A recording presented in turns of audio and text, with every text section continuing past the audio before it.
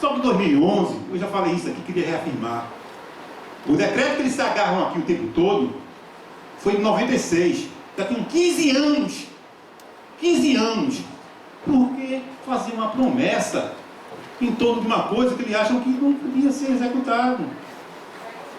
Gente, que é isso? Não vale tudo em eleição, não. Vale tudo em eleição, não. Tem que ser contrário esse tipo de coisa. E, como todos os companheiros colocaram aqui, a gente já colocou aqui e se veste muito bem nisso aí, dizendo que esse aqui é o espaço para a gente fazer essa disputa, mas não é o espaço de organização da gente. Então a gente conversou aqui e que na próxima quinta-feira, o local a gente vai ver ainda qual é, a gente vai fazer uma assembleia para a gente fazer uma avaliação entre a gente, certo? Do que está sendo discutido, do que foi discutido aqui. E quais são os próximos passos que a gente tem que trilhar. A gente precisa se organizar para enfrentar essa medida aqui que é autoritária. Autoritária. Foi dito aqui, foi assumido pela gestão que vinha sendo negado há muito tempo, mas assumiu hoje, certo? Que a gente vinha negociando uma proposta de resolução para as 30 horas e foi colocada alguma coisa de contrabando, que é o ponto eletrônico, uma coisinha besta, simples, só o ponto eletrônico foi colocado. Então, gente, a gente precisa se organizar para dar uma resposta para isso, porque pela posição que o reitor continua aqui afirmando, é que é isso, gente, não tem jeito para vocês não. Quer dizer, ponto eletrônico é imposição da gestão e não tem mágica, porque será possível que outras universidades tem 30 horas normatizado lá, sem ponto eletrônico. Não vejo essa universidade tem problema nenhum. Não tem, volto a dizer aqui, a Universidade Tecnológica Federal do Paraná já foi auditada 2 vezes. 2 vezes. Tem algum preso lá? O reitor foi preso, hein? Não, né? Tem uns problemas aqui. Porque aqui na Universidade Federal de Pernambuco é diferente. Por que é diferente? Gente, para terminar, eu tenho um medo muito grande.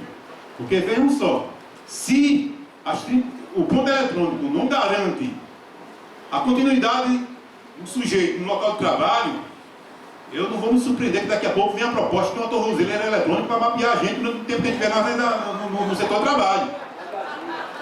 É brincadeira um negócio desse.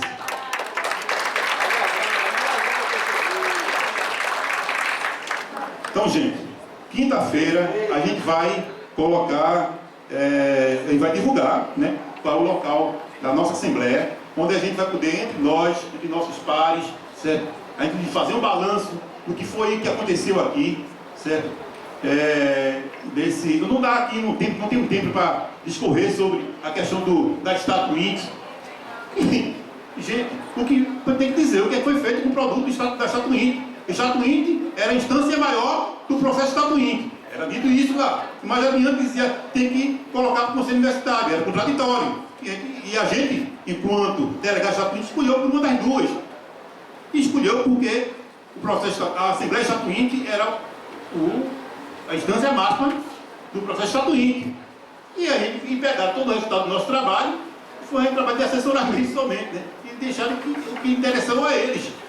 Então, gente, é isso que a gente tem que colocar, certo? Não dizer meias palavras aqui, não adianta.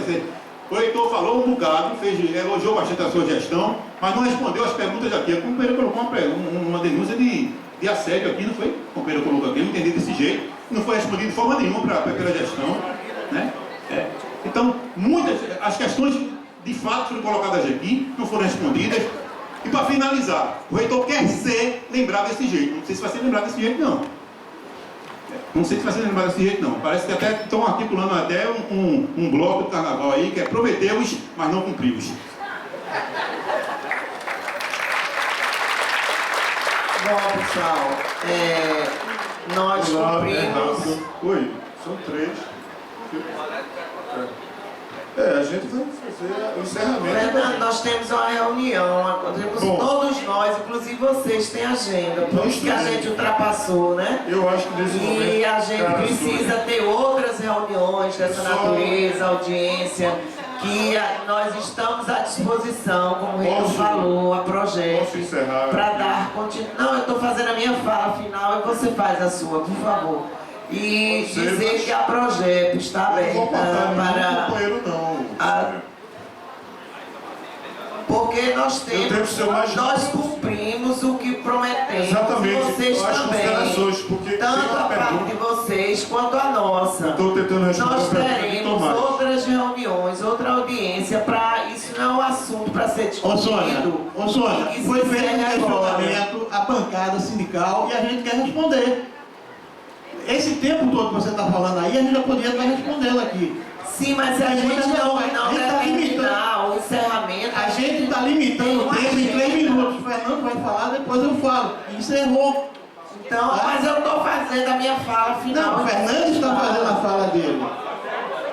Faça, se você quer a prioridade, não tem problema. É porque o Fernando estava fazendo a fala dele e você interrompeu. Felizmente foi isso. É rápido o assunto que eu quero dizer. A gente trabalha na perspectiva, professor, da extensão para todos da questão das 30 horas. Uma limitação da questão da FG, tá certo? Aquelas primeiras FGs. Eu acho que isso é uma coisa que a gente tem que trabalhar, porque se for para ficar 8 horas com R$130, uma amiga pensa uma coisa do tipo, tá entendendo? Assim, bom, eu acho que isso é uma coisa que a gente tem que estender o máximo possível, senão é limitador para nossos companheiros. Estou falando da extensão. A outra coisa, essa comissão institucional, essa de avaliação institucional, portanto, na nossa concepção, ela não cabe ser apenas apêndice da reitoria. Portanto, são 3 a 3 e os 3 têm os mesmos direitos. Está entendendo? Não pode só sair o que a administração quer, não. Eu quero a comissão. E são 3 a 3, vai sair 2 posições, dos 3 dos trabalhadores e dos 3. Essa é a garantia que a gente quer. Uma outra coisa é em relação a uma sugestão que eu já fiz várias vezes, mas eu acho que é muito bom na questão da transparência da administração. É que nós filmemos, peguemos a TV universitária, ou a rádio universitária, e vamos transmitir a reunião do Conselho de Administração, Conselho Universitário, está entendendo? Para a gente saber o que está sendo discutido lá por dentro, tá certo? Acho isso muito bom. Bom, em relação a uma outra coisa, professor, que o senhor afirmou bem e tranquilamente, nós assinamos um contrato, e é verdade, de 40 horas, eu assinei bem lá atrás, viu? Mas aí criou-se uma coisa chamada expectativa de direito. Quando eu assinei o contrato, eu tinha um salário de 9 salários mínimos. Quando eu assinei o contrato, eu tinha direito à licença prêmio. Quando eu assinei o contrato, está entendendo? Eu tinha vários outros benefícios que foi tirado. Tá certo? Então, essa relação do meu contrato também foi quebrado lá pelo governo, ou os diversos governos que existiram nesse momento. Então, não dá para empurrar a goela abaixo, que eu tenho que fazer meu lado e o outro lado não tem que fazer. Tá entendendo? Assim, esse argumento para mim é muito frágil, assim, é penalizador para a gente que está do lado de cá. E acho, e nós achamos, que esse não deve ser, e acho que tem uma outra coisa que só para finalizar, eu acho que isso, essa pressão dos movimentos sociais, essa divergência, é isso que acontece na universidade. Tem que ser assim, para a gente chegar ao consenso. Esse é um espaço, tá certo? Importante, para mim é importante, qualquer coisa que a gente dialogue é importante, mas não pode ser uma coisa impositiva. A gente tem que permanecer nesse diálogo, porque esta categoria está sendo uma coisa, afirmando, e a gente tem que ter a capacidade de chegar a um denominador comum. Elogio bastante algumas coisas. Que evolução, por exemplo, essa administração criou uma coisa chamada diretoria LGBT. Vejam que avanço que a gente criou. Eu estou falando que isso é um espaço de discussão. O mundo está mudando, que a gente hoje tem as cotas sociais. Vejam como essa universidade está mais florida, está entendendo? Mais representativa do que essa sociedade. E para finalizar, eu quero lembrar que o INEP, lá em 2001, publicou uma coisa assim, eu não tenho mais os dados atualizados, que eu não tive mais. Mas nós hoje, as universidades do Norte e Nordeste, a classe C, D e E ainda era a maioria naquele período. E na Sul-Sudeste era A e B. Isso não é homogêneo dentro da universidade, não, porque direito, medicina, é tudo A e B. Tá bom? Mas assim, hoje tenho quase certeza que esse número, esse percentual tem aumentado. E é isso que nós queremos na universidade, que ela seja representativa da universidade, da sociedade, que ela escute todas as diferenças, como nós estamos fazendo. Por isso que eu elogio essa coisa, e que nós temos a capacidade de resolver nosso problema. E volto a dizer, não é um MEC, não. A Constituição Federal é a lei maior desse país, tá certo? E eu volto a afirmar, o artigo 207 é auto-aplicável. E aí é vontade política do administrador de qualquer instituição desse sistema federal de ensino superior. Obrigado a todos. Viu? Bom, rapidinho, tá? Respondendo ao companheiro Tomás, que ele colocou aqui um questionamento para a bancada. E a resposta, companheiro, é não.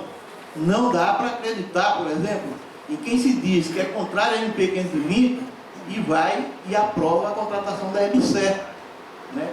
Não dá. E isso de forma truculenta, assodada, às portas fechadas, com forte aparato de segurança. Não dá para acreditar, né, em quem diz que vai transformar a universidade através de um estatuto democrático e aprova o resultado do estatuto, não o resultado do estatuto, mas sim o que quer também de forma soldada, às portas fechadas e com forte aparato de segurança. Não dá para acreditar, tá certo, em quem disse que é conceitualmente contra o ponto eletrônico e diz agora que o ponto eletrônico ou vai ou racha, ou vocês queiram ou não, tem ponto eletrônico. Não dá para acreditar. E ainda faz uma confusão. Confunde a questão de flexibilização da jornada de trabalho com a implantação do ponto eletrônico, que são duas coisas distintas, diga de passagem, né? E a questão da flexibilização, a universidade com a jornada flexibilizada e sem ponto eletrônico. Então é outra falácia, não dá para acreditar, né? E respondendo ao companheiro Silvestre, que perguntou como é que ele...